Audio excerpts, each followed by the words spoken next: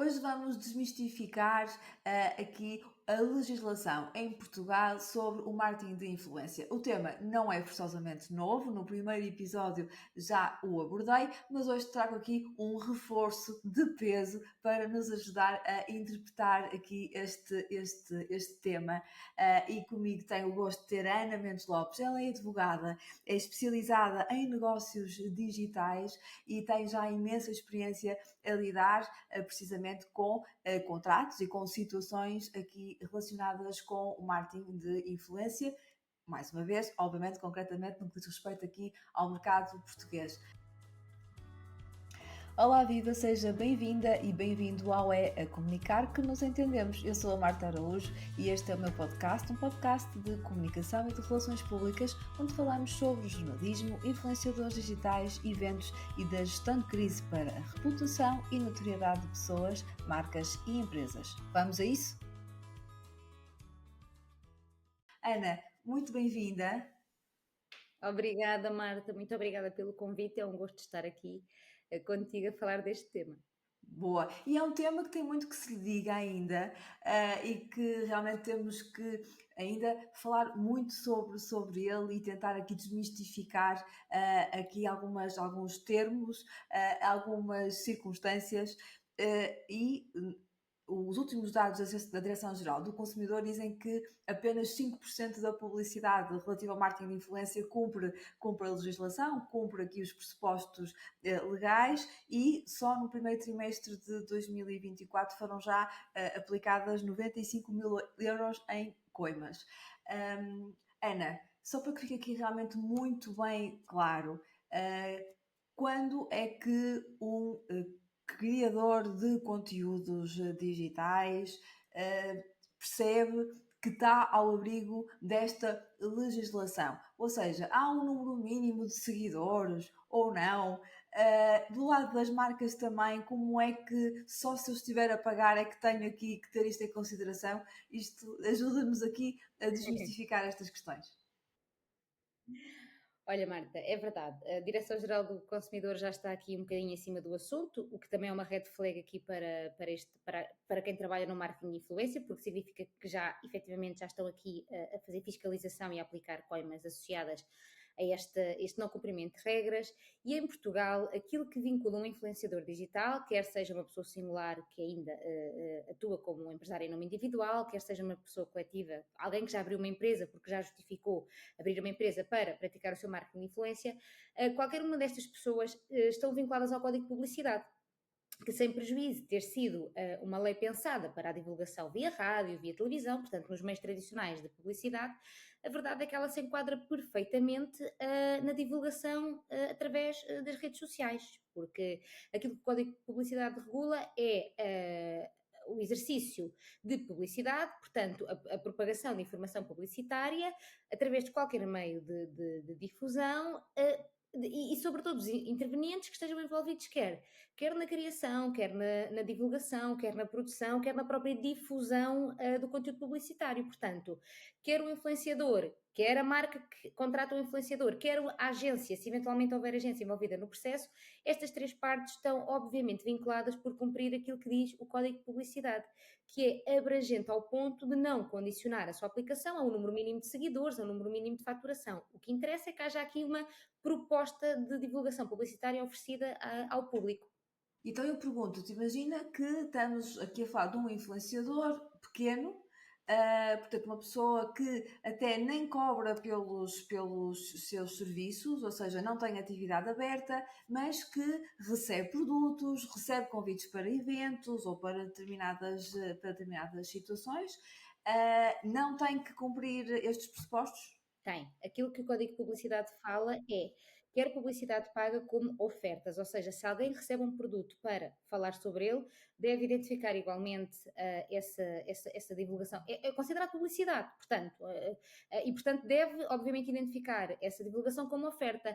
Aliás, aquilo até que se tem entendido é que basta que haja um código de desconto associado a um influenciador, para que esse tipo de operação levada ao público já seja considerado publicidade e, portanto, no fundo, o influenciador digital já está obrigado a identificar aquele post, aquele Reels, portanto, o conteúdo que entrega como um conteúdo patrocinado, independentemente de ter ou não uma correspondência monetária, não é? Porque uma correspondência terá sempre, nem que seja através de produtos, não precisa de ser, não ter uma, efetivamente, a troco de dinheiro, pode ser perfeitamente a troco de comissões, de produtos. Certo.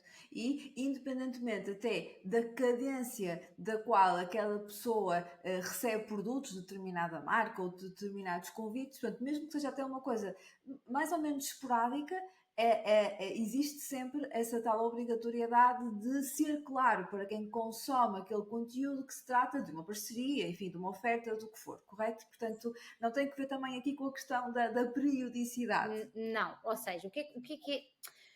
Esta questão tem que ver com o quê? Nós todos, como consumidores, conseguimos nos colocar nesse papel, não é? E perceber que o direito à educação aparece na Constituição, o direito à saúde aparece na Constituição e a regulação da publicidade também é um princípio constitucionalmente protegido, ou seja, isto é algo que efetivamente tem valor. Porquê?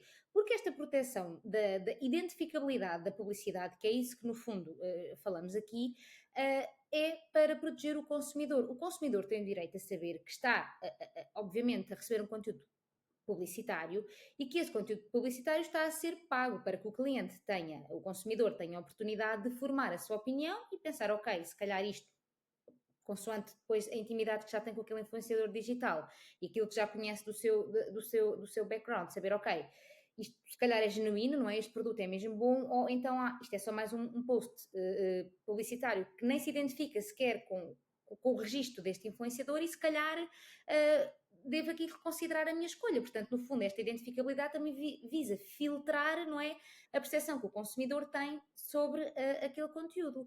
O que eu acho é que se inverte aqui a forma como isto é visto, porque há uns tempos, não é? Ver lá o público não gostava disso, não é? E hoje em dia o público já está numa fase em que aprecia a sinceridade nos conteúdos de marketing digital. Portanto, eu acho que o público já aprecia, o cliente já aprecia que determinado post seja identificado como patrocinado. E não tem que lá estar pub, não é? Aquilo que a lei obriga é que conste lá uma menção a dizer que aquele conteúdo ou é patrocinado, ou é feito em parceria, ou é publicidade, ou que é apenas uma oferta, quando não há uma transação monetária, mas há apenas oferta de produtos. A lei não obriga a que se escreva lá pub, não é? Uma marca um influenciador pode dizer, sim, a convite da empresa X, testei estes produtos e adorei.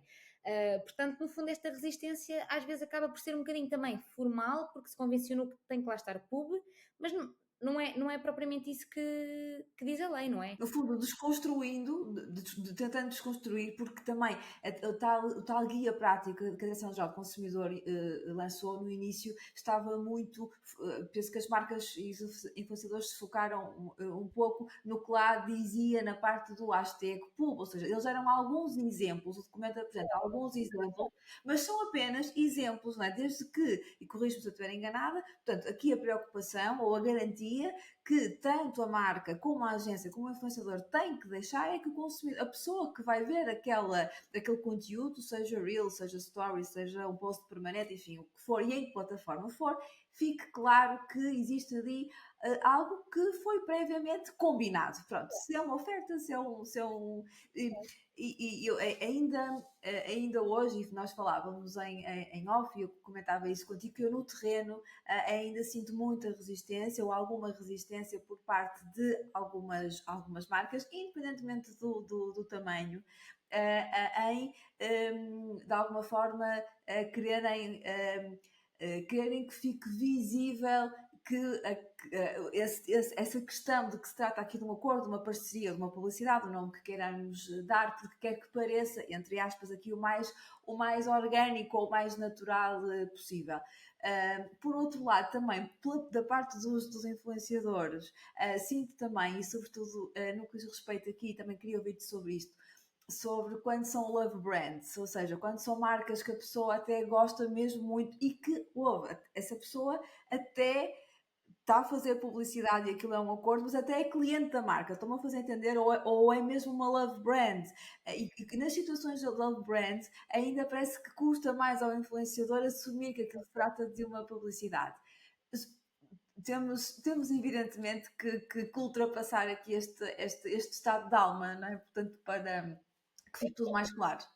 Claro, é como te dizia, obrigatório identificar é independentemente de ser uma love brand ou não. Aliás, o princípio do código da publicidade é que todas as marcas que o influenciador digital comunica devem ser uma love brand, não é? Porque também há uma responsabilidade de comunicar algo que efetivamente se conhece e para que aquilo que se promete aos seguidores, não é? No fundo, aos potenciais clientes da marca e aos seguidores do influenciador, é que aquela marca corresponda àquilo que é anunciado. E, portanto, no fundo, love brands, esse é logo o princípio da publicidade. Mas eu percebo aquilo que queres dizer. Claro que há marcas com que os influenciadores têm mais proximidade do que outras.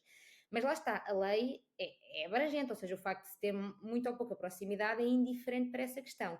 O que eu acho é que lá está, como aquele caderno de recomendações da Direção-Geral do Consumidor, que é um caderno de recomendações, acabou por condicionar muito ali pelo facto de se usar a hashtag, não é? E também, mas também temos que pensar que esse caderno já tem algum tempo e isto se calhar foi numa altura em que os hashtags estavam. Forçava-se muito a aplicação de hashtags no Instagram, não é? Os próprios gestores de contas. E o algoritmo penalizava inclusive as próprias Exatamente. publicações. Sim, sim. Exatamente. Hoje em dia o hashtag já é um pouco subvalorizado nas redes, então, no fundo, eu acho que podem aproveitar isso, não é? Para explicar que é publicidade sem usar exatamente o hashtag publicidade ao público, não é? Esta conversa de vou inventar, uma marca XPTO convidou-me para vir aqui passar este dia na quinta com o meu filho, não é? Para vos mostrar estes produtos. Isso é perfeitamente possível. O que tem é que constar claro ao cliente que aquele conteúdo é publicitário. Portanto, que não é a pessoa que, no seu íntimo de vida pessoal, decidir a um sítio às suas expensas e mostra esse sítio. Isso é diferente, não é? Agora, a partir do momento em que há uma marca que estamos a comunicar um produto ou um serviço que não é nosso, portanto, que é de outrem, isso é necessariamente um produto, um conteúdo publicitário. Não temos como fugir disso.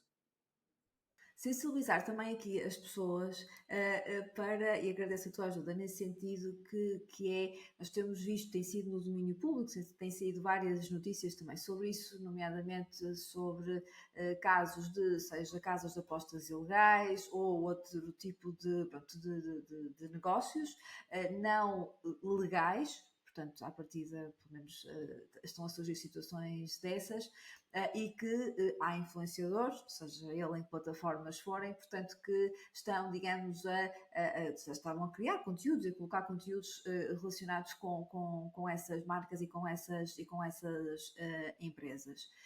Também sensibilizar para isto, que é o influenciador.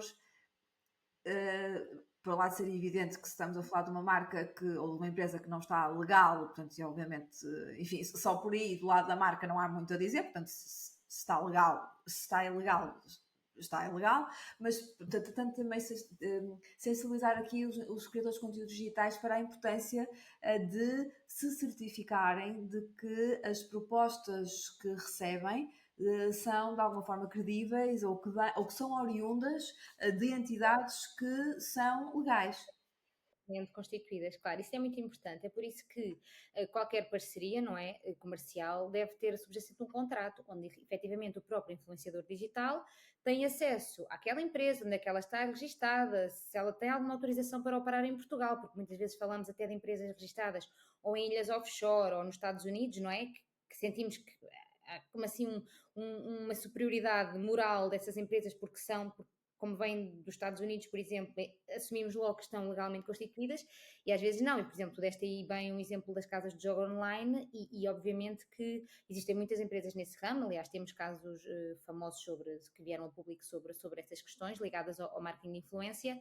Por exemplo, nesse caso concreto, as casas de jogo em Portugal, nenhuma casa de jogo pode operar naturalmente no mercado português sem ter uma autorização aqui em Portugal e, portanto, esse é um cuidado que os influenciadores devem ter e que, obviamente, não lhes é exigível que saibam tudo sobre os negócios com quem trabalham, mas é por isso que também devem contar com algum apoio jurídico para efetivamente terem a certeza que quando celebram um contrato com uma marca não vão ter problemas associados a isso, não é? Porque depois Nós temos, obviamente, aqui uma questão de coimas, não é? Portanto, o influenciador, se não identifica a sua publicidade, pode ser condenado ao pagamento de uma coima por parte da Direção-Geral do Consumidor, mas há uma responsabilidade que vai muito além desta, que é responsabilidade civil, não é? Porque se existir algum dano que possa estar associado àquilo que o influenciador comunicou, e se conseguirmos provar que aquele dano resultou daquela comunicação específica dirigida a um cliente, há algo que aqui que é transversal a todos nós enquanto cidadãos, que é a responsabilidade civil extracontratual, não é? Portanto, nós somos sempre civilmente responsáveis por um dano causado por um facto cuja culpa foi nossa, não é? Para além de que podemos também, obviamente, falar em situações em que, para além da responsabilidade civil, que é aquilo que nós chamamos de indenizações, não é?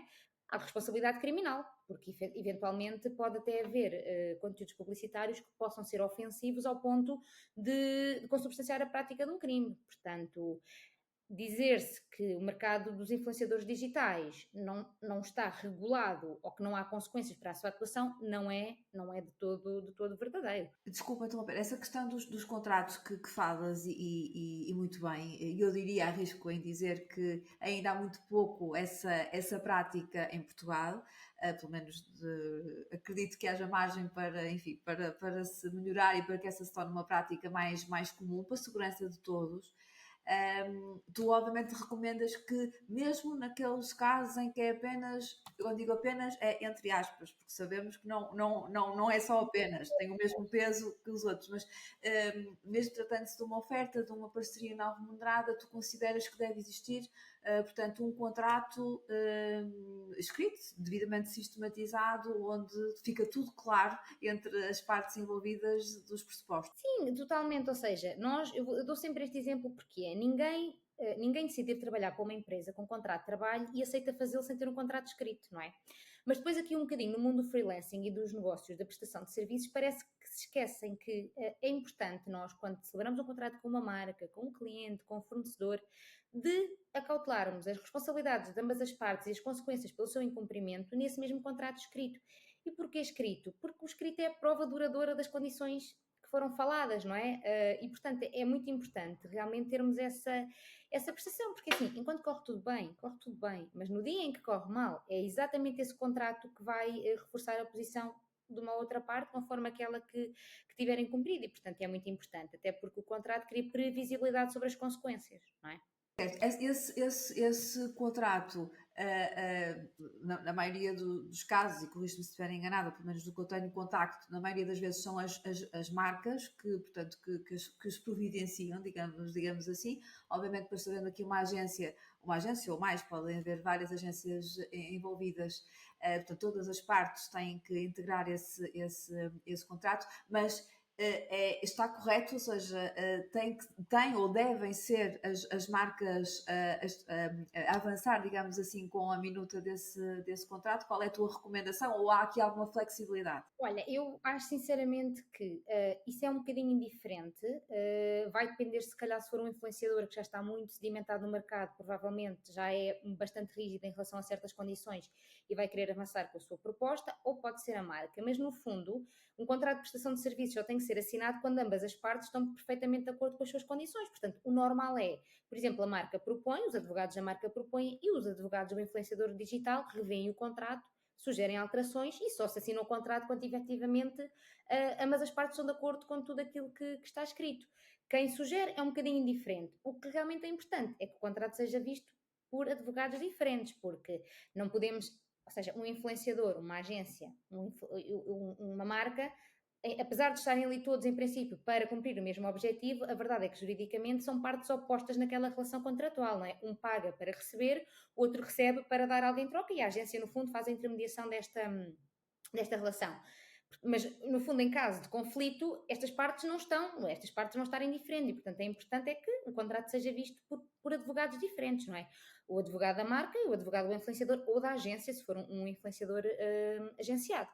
Ou seja, é indiferente quem sugere, é importante que ambas as partes façam uma revisão jurídica dos contratos, claramente. Certo. Há um tema que também falamos em off e que é muito importante falarmos dele e agradecia muito que tu explicasses com mais detalhe, que é a questão dos giveaways. Os giveaways no contexto do marketing de influência, ou seja, giveaways que são lançados que podem ser ali em collab ou não com a marca, portanto, independentemente disso, que existe também a legislação, os giveaways, ou passatempos, ou o nome Sim, que é queiram igual. dar, exatamente.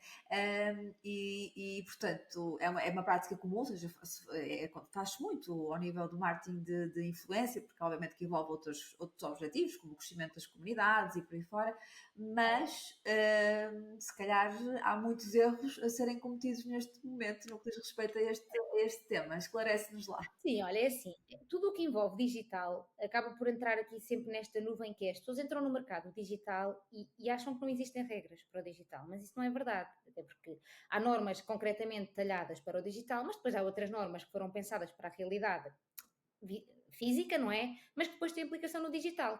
E a questão dos giveaways é uma dessas normas. O diploma que regula os passatempos é de 1989, portanto é uma coisa que não está obviamente pensada para as redes sociais. E o que é que esse diploma regula? Regula o Euromilhões, regula o Totobol, as tómbolas, não é? O Totobola, as raspadinhas, os jogos de sorte que nós tradicionalmente conhecemos. Só que esse diploma também fala nas modalidades afins de sorte, que é o quê? É o tipo de passatempo, tipo tómbolas, raspadinhas, cujo prémio, ou seja, nós oferecemos ao cliente um passatempo, o cliente já sabe que se candidatar vai receber X, não é? Qualquer coisa, um voucher, um produto, um código de desconto, qualquer coisa.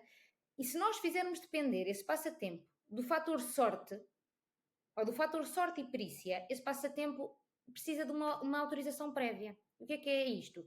Se eu fizer depender, se o meu seguidor só tiver que fazer, por exemplo, um like, partilhar nos stories e marcar um amigo nos comentários, qualquer um dos prémios que seja atribuído é com base no fator sorte. Aquele seguidor vai ser aleatoriamente selecionado. E se eu tiver um seguidor a quem eu peço, por exemplo, a frase mais original, mas se eu depois não analisar todas as frases originais e sortear apenas 10 e desses 10 escolher um, significa que quem vai ganhar, por um lado, foi escolhido numa primeira fase aliado ao fator sorte e depois assim é que é analisada a sua perícia, não é? O desempenho que teve em concorrer àquele passatempo. E isto faz com que estes passatempos dependam de uma autorização prévia da Câmara Municipal da sede da empresa, porque depois os ENIs não podem fazer estes passatempos, que se paga uma taxa de 500 euros e ainda se presta uma caução associada a isto. Portanto, qual é que é a preocupação dos influenciadores para ter passatempos legais e gratuitos? É fazer sempre depender a atribuição do prémio da perícia dos seguidores. Portanto, uma frase criativa, um desenho, um vídeo, qualquer coisa. Portanto, pedir aos seguidores que efetivamente aportem alguma coisa engraçada àquele passatempo para que depois um prémio lhes seja atribuído. Caso contrário, esse passatempo torna-se ilegal.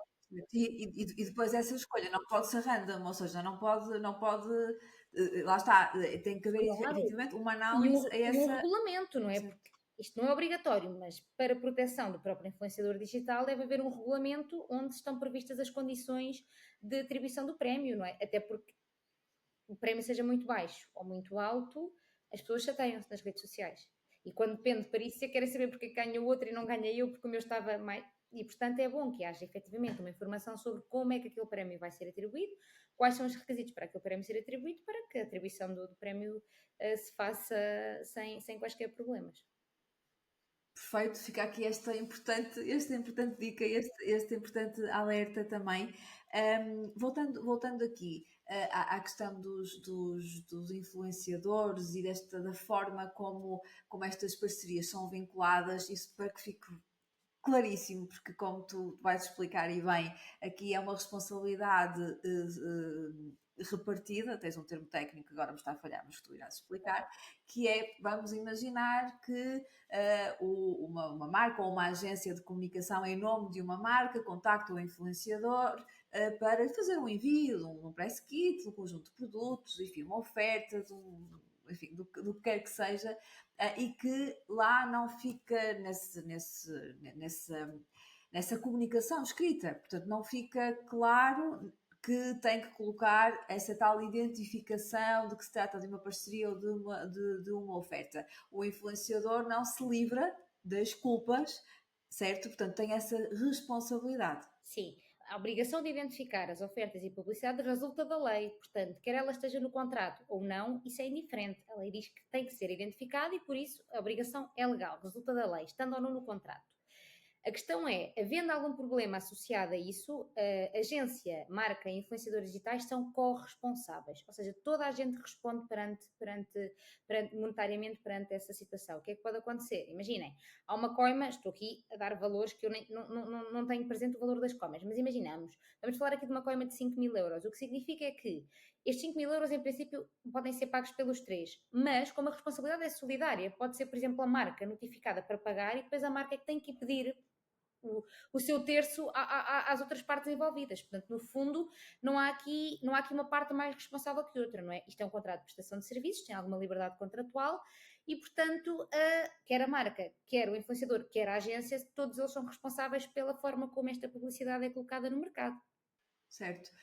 Temas também sensíveis, como fazer conteúdos, criação de conteúdos relacionados, por exemplo, com bebidas alcoólicas, com medicamentos, com créditos, sensibilizar também para a ideia de que existe, de que estes conteúdos estão ao abrigo da lei da publicidade em Portugal, ou seja, que há determinados temas e áreas, não é, que tem aqui obrigatoriedade nos conteúdos, na forma como os conteúdos são apresentados. Ainda não vemos muito também isso. Pode-nos falar um bocadinho sobre este tema, por favor? Assim, olha, eu não tenho matéria perfeitamente sabida, na perspectiva em que não teria que reanalisar, mas eu sei que há 4 temas fraturantes, que é menores, bebidas alcoólicas, medicamentos e créditos, ok? Ou seja, para este tipo de negócios, as regras da publicidade são ainda mais apertadas, porque se presume que há aqui uma sensibilidade maior para o consumo deste tipo de conteúdos e, portanto, os avisos que se fazem ao consumidor têm que ser mais reforçados. Por exemplo, no caso das bebidas alcoólicas, não é? Tem que fazer uma comunicação sempre para maiores de 18 anos. No caso dos créditos, tem também obrigações especiais a cumprir. Portanto, no fundo, para estes 4 setores em específico, o Código da Publicidade aperta as exigências e bem. Portanto, uma coisa que provavelmente pode ser muito explorada e será muito explorada no futuro é a questão aqui da publicidade dos menores, por exemplo. Certo, certo, sim, também acredito que seja uma área enfim, que vamos ter novidades talvez em breve ao nível aqui da regulamentação ou de alguns procedimentos. Porque a publicidade dos menores estava talhada para, por exemplo, o menino das barrigas do Kinder, não é? Ou a criança que aparecia na telenovela, mas que não era rastreável. No fundo, aquele rosto aparecia, mas nós não sabíamos onde vivia, em que escola andava, qual o seu contexto diário. E hoje em dia, nas redes sociais, nós conseguimos rastrear a vida das crianças que nos são trazidas no âmbito do marketing de influência, não é? Conseguimos mais ou menos perceber as rotinas dos pais e, através das rotinas dos pais, conseguimos rastrear as crianças. E é por isso que eu acho que esta questão da publicidade de menores eventualmente será apertada exatamente por causa disso. Certo, certo. Gostava também de ter aqui a tua perspectiva sobre, olhando para outros países, como por exemplo o Brasil, que são realidades completamente diferentes, mas enfim, o Brasil, os Estados Unidos e aqui ao lado, Espanha, têm, digamos, já estão numa fase distinta no âmbito aqui da regulação ou da regulamentação do marketing de influência. Como é que tu vês estas, como é que tu vês um bocadinho em comparação, se é que é possível, a realidade do que existe neste momento em Portugal com outros países? Olha, eu em relação aos Estados Unidos totalmente desconheço o panorama legal em relação a este assunto. Eu sei que no Brasil eles estão bastante mais antecipados do que nós, porque, por exemplo, eles já têm muito bem bloqueado legalmente aquilo que são as competências dos influenciadores digitais.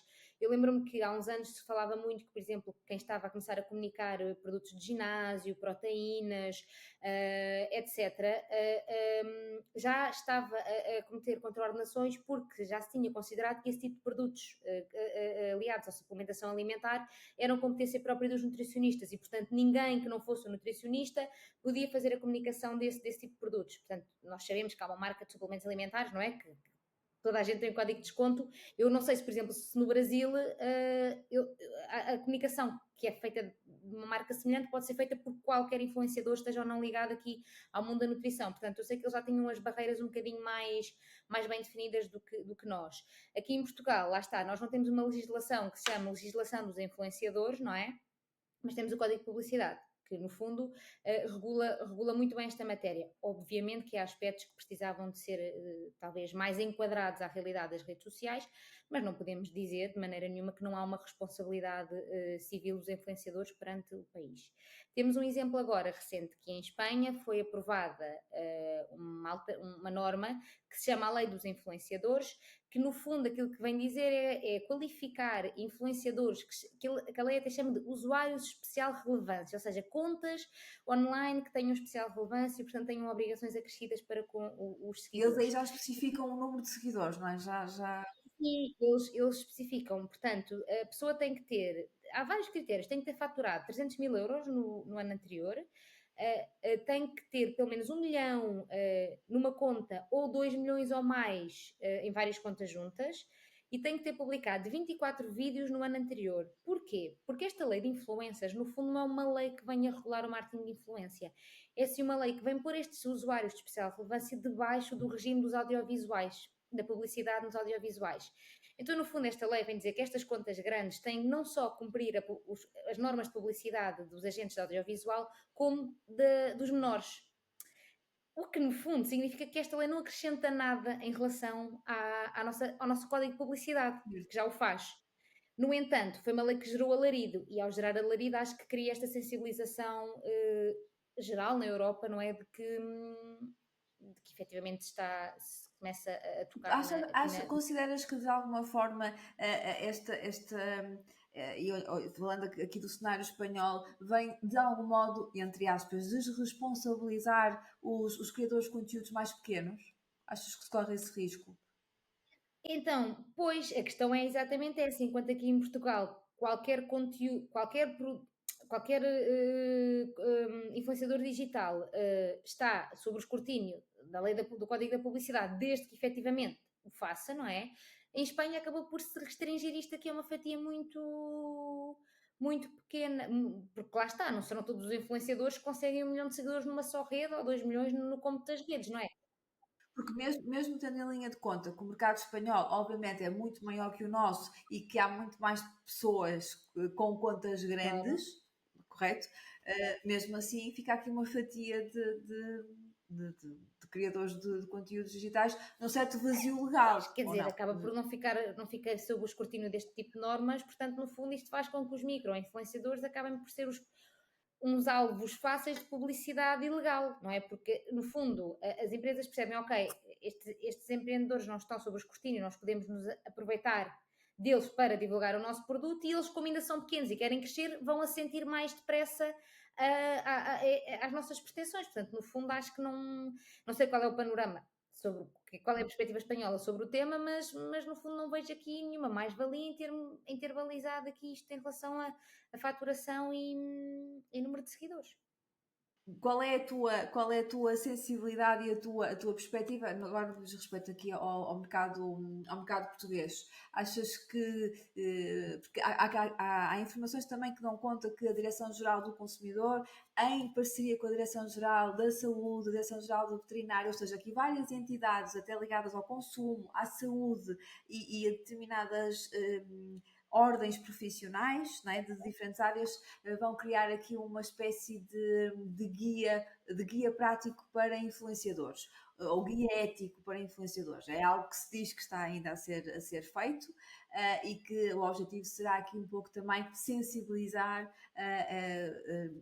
em concreto a parte dos criadores, das pessoas, os criadores de conteúdos para alguns temas, devido, lá está, à repercussão e à força que as suas mensagens têm, não é? Pronto, e que afetam as famílias e as pessoas que consomem aquela informação. Acreditas que pode ser algo interessante, que aporta aqui valor, não tanto jurídico, mas no âmbito aqui da sensibilização? Não, eu acho que aporta valor jurídico de certeza absoluta, porque esse livro de recomendação conjunta terá sempre que ser feito com base na lei. O que é que eu acho, qual é a relevância disso? É chamar a atenção para o tema, porque na verdade, e falando aqui muito especificamente, por exemplo, dos prestadores de serviços de saúde, que façam publicidades online, estou a falar de médicos, enfermeiros, farmacêuticos, nutricionistas, já existe um código de publicidade para os prestadores de serviços de saúde. Ele já existe. Portanto, um nutricionista que faça publicidade está já vinculado por regras específicas. Agora, se efetivamente depois as pessoas têm ou não conhecimento sobre isso, é diferente. Mas ela existe. Eu aqui tenho a ideia que este tal conteúdo que está a ser feito visa, ou seja, tem a parceria destas tais ordens profissionais, mas que se destina aos criadores de conteúdos que não são daquelas áreas. Imagina que eu sou uma criadora de conteúdo digital de lifestyle, e que vou comunicar conteúdos de alguma proteína, por exemplo. Lá está. E, portanto, tenho a ideia que será um bocadinho também por aí, ou seja, dotar de algo de sensibilizar os criadores de conteúdos não temáticos, digamos assim, ou não especializados, sim, para que tenham, se calhar, aqui um pouco mais de escrutínio até e de análise crítica quando recebem algum tipo de um briefing para fazerem um conteúdo para uma determinada marca. Sim, porque é assim, nós quando falamos, nós não podemos ignorar que há aqui setores regulados, não é? Há profissões que seguem regras próprias e há temas sobre os quais não pode falar qualquer pessoa, não é? Porque lá está, por serem temas tão específicos e regulados, estão debaixo, por exemplo, de uma ordem profissional e, portanto, só os profissionais daquela área podem falar sobre aquele tema. Claramente, quando entramos aqui no marketing de influência, muitas vezes essa fronteira acaba por ser ultrapassada, ainda que por vezes ingenuamente, e realmente se calhar é preciso balizar até onde é que os influenciadores digitais podem ir neste tipo de temáticas, mas lá está, isso vai de encontro àquilo que eu referi em relação ao Brasil, não é? Eu sei, por exemplo, neste nicho dos suplementos, que o tema já há uns anos que estava a ser mexido lá exatamente para haver aqui uma separação entre o mercado da nutrição e o mercado do fitness e não baralhar os conceitos. Certo. Ana, quero agradecer-te muito. Nós vamos certamente encontrar-nos em breve para falarmos aqui, temas aqui ainda que podemos aprofundar e aqui há muitos mitos ainda, alguns mitos aqui a esclarecer, portanto fica aqui a porta aberta para que nos visites aqui mais vezes, não é? Comunicar que nos entendemos, mas agradecer-te primeiro esta tua primeira participação. Obrigadíssima. Obrigada eu, Marta. Eu é que fico muito feliz por poder vir aqui falar um bocadinho sobre este assunto e também reforçar aqui esta ideia de não, os influenciadores digitais não vivem numa terra sem lei. Ela existe. Exatamente, é essa aqui a grande mensagem que queremos transmitir para o bem de todos, para o bem de estarmos bem informados seja qual for o nosso papel aqui, sejamos nós uma marca, um influenciador Porque no fim de ou contas, uma agência. independentemente do nosso papel profissional, no fim de contas somos todos consumidores e, portanto, no fundo beneficiamos todos com a boa utilização da identificação das ofertas, parcerias, publicidades, o que seja. Obrigada, Marta. Gostei. É isso mesmo. Obrigada, Ioana. Até breve. Obrigada.